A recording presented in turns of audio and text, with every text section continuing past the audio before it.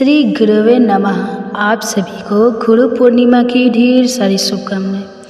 आज आषाढ़ मास की गुरु पूर्णिमा के दिन आप सुनेंगे गुरु पूर्णिमा की कुछ विशेष कथाएं। आषाढ़ मास की पूर्णिमा को गुरु पूर्णिमा के रूप में मनाया जाता है। गुरु पूर्णिमा के दिन गुरु के आशीर्वाद से धन संपत्ति सुख शांति और वैभव का वरदान पाया जाता है। इस दिन श्री वेद व्यास जी का जन्म हुआ था, इसलिए इसे व्यास पूर्णिमा भी कहा जाता है। हिंदू धर्म में गुरु पूर्णिमा का विशेष महत्व माना गया है कि गुरु का स्थान सर्वश्रेष्ठ होता है। गुरु का पद भगवान से भी ऊपर माना जाता है। ऐसा इसलिए है क्योंकि वह गुरु ही होता है जो व्यक्ति को अज्ञानता के अंधकार से उबारकर सही रास्ता दिखाता है। पहली पौराणिक कथा के अनुसार वेद व्यास भगवान श्री विष्णु के अंश स्वरूप कला अवतार हैं। इनके पिता का नाम ऋषि पराशर था, जबकि माता का नाम सत्यवती था। वेद ऋषि को बाल्यकाल से ही आध्यात्म में रुचि थी। इसके फलस्वरूप उन्होंने अपने माता पिता से प्रभु दर्शन की इच्छा प्रकट की और वन में जाकर कठोर तपस्या करने की अनुमति मांगी, लेकिन उनकी माता ने वेद ऋषि की इच्छा को ठुकरा दिया। तब ऋषि ने वहां जाने के लिए हठ कर लिया, जिसके बाद माता ने वन में जाने की आज्ञा दे दी। उस समय वेद व्यास जी की माता पिता ने उनसे कहा कि जब घर का स्मरण हो आए तो लौट आना। इसके बाद वेद व्यास जी तपस्या के लिए वन में चले गए और वन में जाकर कठिन तपस्या करने लगे। इसके पुण्य प्रताप से वेद व्यास को संस्कृत भाषा में प्रवीणता हासिल हुई। इसके बाद उन्होंने वेदों का विस्तार किया और महाभारत 18 महापुराण सहित ब्रह्मा सूत्र की भी रचना की। इन्हें बादे भी कहा जाता है।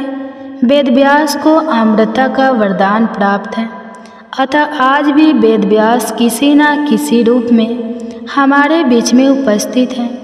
अब मैं आपको जो कथा सुनाने जा रही हूँ वह उस काल की है जब शिक्षा ग्रहण करने के लिए स्कूल और कॉलेज नहीं हुआ करते थे। उस समय शिक्षा ग्रहण करने के लिए गुरु के आश्रम जाना होता था। यह कथा है महर्षि धम्म की शिष्य अरुण की। इस कथा के अनुसार अरुण महर्षि आयुर्धाम के शिष्य था और उनके आश्रम में रहकर शिक्षा प्राप्त किया करता था। पंचाल देश के रहने वाले अरुण के लिए गुरु का आदेश पत्थर की लकीर हुआ करता था। वे आज भी अपनी गुरु भक्ति और आज्ञाकारिणी का सभी छात्र विभिन्न कार्यों की जिम्मेदारी उठाया करते थे। उन दिनों खेत में चावल की फसल बोई गई थी, जिसके लिए पानी की पर्याप्त मात्रा खेतों में एकत्रित होना अति आवश्यक था। सब वर्षा की प्रतीक्षा कर रहे थे। एक शाम को बड़ी ही तेज वर्षा आरंभ हो गई। आश्रम के सभी शिष्य प्रसन्न थे कि चावल की कृषि के लिए पर्याप्त पानी की व्यवस्था हो जाएगी, किंतु महर्षि आयुधों में चिंतित थे। उन्हें भय था कि खेत की कमजोर मेड़ वर्षा की तेज बौछार में टूट न जाए।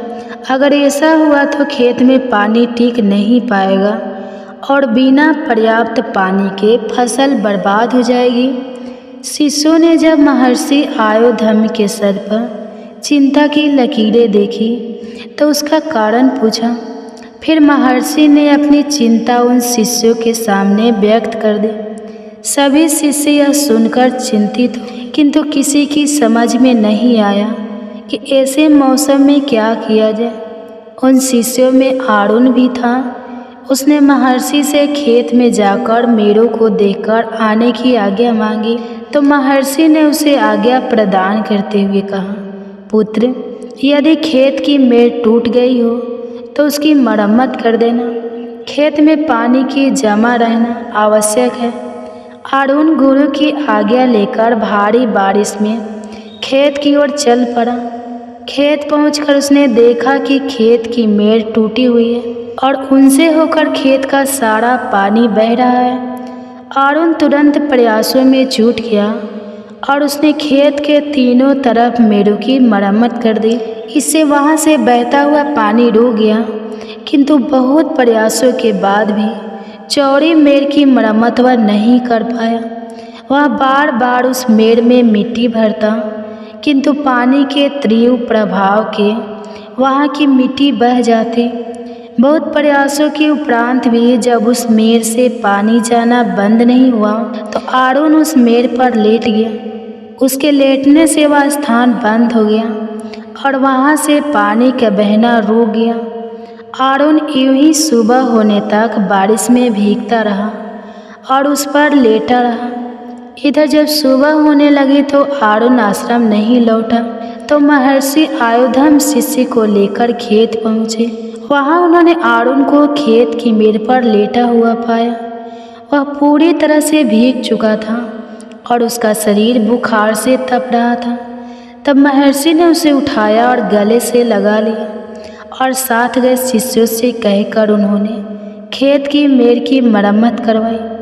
आरोन की गुरु भक्ति को देखकर महर्षि आयुधम ने अत्यंत प्रसन्न हुए और उन्होंने उसे अपनी परम शिष्यों में स्थान दिया, तेजस्वी और दीर्घायु होने का आशीर्वाद दिया। गुरु गोविंद दो खड़े काखे लागू पाए, बलिहारी गुरु अपने गोविंद दियो बताए। अर्थात गुरु का स्थान ईश्वर से भी ऊपर है। कहा जाता है गुरु के बिना किसी लक्ष्य पर पहुंच जाना संभव नहीं है। गुरु ही आपको जीवन जीने का सलीका और जीवन में आने वाली कठिनाइयों से लड़ने के लिए तैयार करता है। तो अब मैं आपको सुनाने जा रही हूँ एक कथा, जिसमें एक महान धनुर्धर एकलव्य की कहानी है। कहते हैं ना कि नदी को रास्ता नहीं दिखाना पड़ता, वह खुद ब खुद अपना रास्ता बना लेती है। इसी प्रकार पुराने समय में एक ऐसा शिष्य हुआ जिसने अपने हुनर और गुरु भक्ति से अपना नाम इतिहास में दर्ज करवा लिया। वह वीर योद्धा था एकलव्य। बात उस समय की है जब शिक्षा का रूप आज से बहुत अलग हुआ करता था। उस समय के विद्यालय गुरुकुल हुआ करते थे। विद्यार्थियों को शिक्षा ग्रहण करने के लिए सब अपने गुरु के पास आश्रम में ही रहा करते थे। सभी मिलजुल कर एक परिवार की तरह रहते और मिल बांटकर सभी काम किया करते थे। सभी शिष्य बड़ी निष्ठा और ईमानदारी के साथ शिक्षा प्रदान करते थे। उस समय शिक्षा भी कुल के अनुसार ही दी जाती थी। ब्राह्मण और क्षत्रियों के अलावा किसी को भी शिक्षा नहीं दी जाती थी। महाभारत काल में प्रयाग इलाहाबाद के तटवर्ती प्रदेश में सिंदूर तक फैला हुआ एक राज्य श्रृंग वीरपुर था। निषाद राज हिरण्यधनु उस आदिवासी इलाके के राजा और एक महान योद्धा थे। गंगा के तट पर अवस्थित श्रृंग वीरपुर उसकी सुदृढ़ राजधानी थी। उस समय श्रृंग वीरपुर राज्य की शक्ति मगध, हस्तिनापुर, मथुरा और चंदेरी आदि बड़े राज्यों की समक्ष थी। निषाद राज हिरण्यधनु और रानी सुलेखा वह उनकी प्रजा सुखी और संपन्न थी।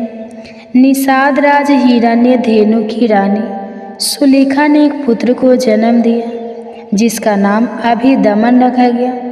बचपन में वह अभय के नाम से जाना जाता था।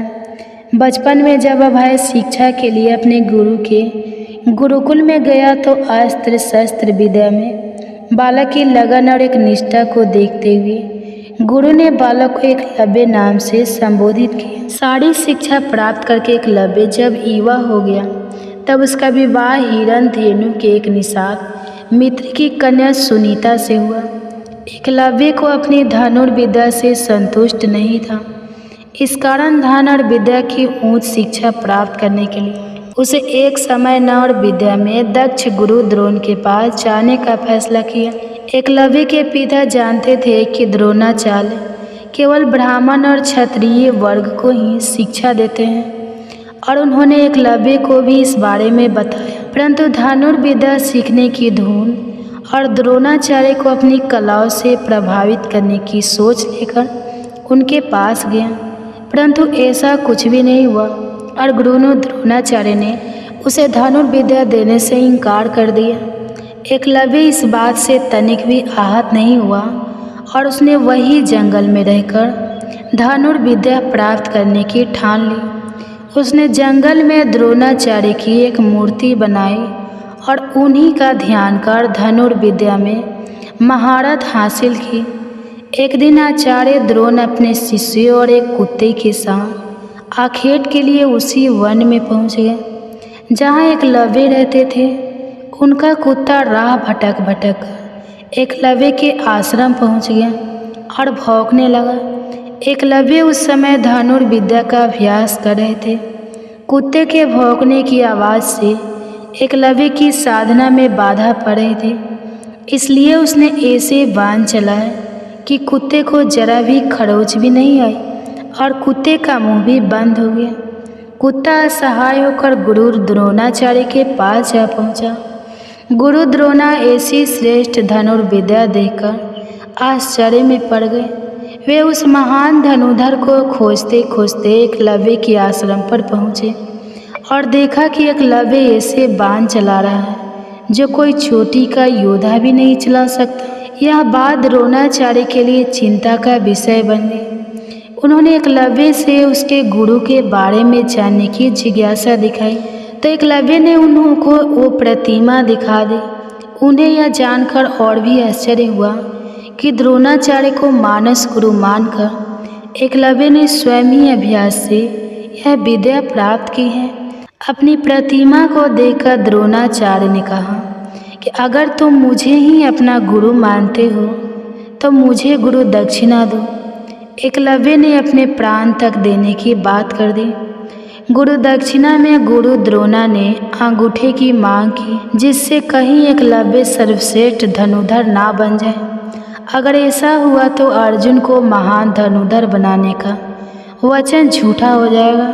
एकलव्य ने बिना हिचकिचाहट अपना अंगूठा गुरु को अर्पित कर दिया। ऐसा करने पर गुरु द्रोणा एकलव्य से बहुत प्रसन्न हुई और उसे आशीर्वाद दिया कि आज के बाद जब जब भी गुरु भक्ति का नाम आएगा तो एकलव्य की गुरु भक्ति का नाम सबसे पहले लिया जाएगा।